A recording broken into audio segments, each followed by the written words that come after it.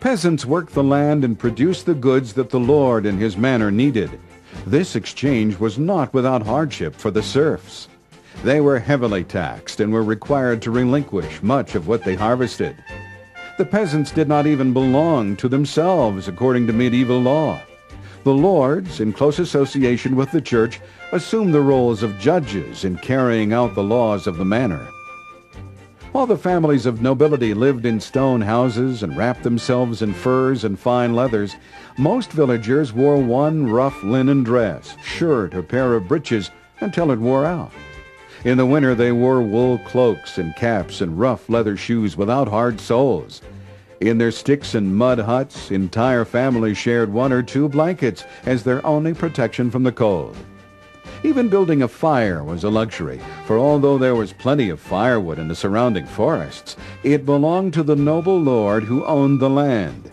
The fish in the streams, the deer in the fields, and the birds in the trees were all off-limits to the peasants, many of whom died from starvation or illness every winter. The death of a few peasants was of no greater concern to the typical nobleman than the loss of a few cattle.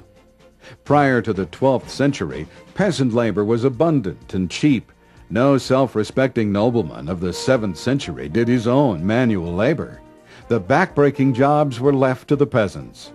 Most Frankish noblemen spent little time in their own villages. Instead, they held court in their castles or attended court in the castle of a superior lord.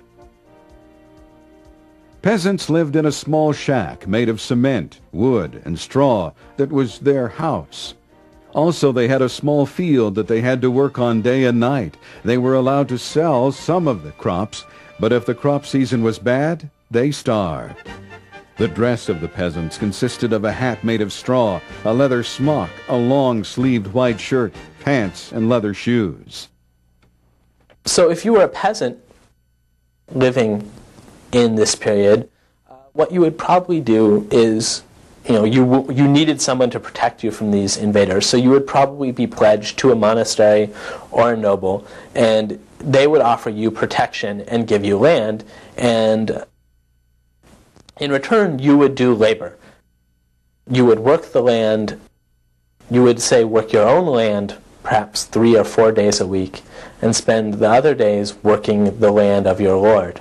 Or you might be obligated then to produce a certain amount of crops for your lord and a certain amount of crops for yourselves. Most people, about 90% of the population, were engaged in some kind of agrarian labor. They were doing some kind of farming. You would probably live in a small village, be a collection then of sort of other farmers. Most of the villages would be around 100 to 200 people. The vast majority of your time then would be spent in farming either for yourself or your lord. Most of what was farmed was wheat or some kind of grain. But also this is a period where we start to see some changes in the agrarian techniques in Europe. They're getting better at farming. They're using a plow, which allows them to dig deeper into the soil. The soil in Northern Europe especially is not particularly conducive to good agriculture.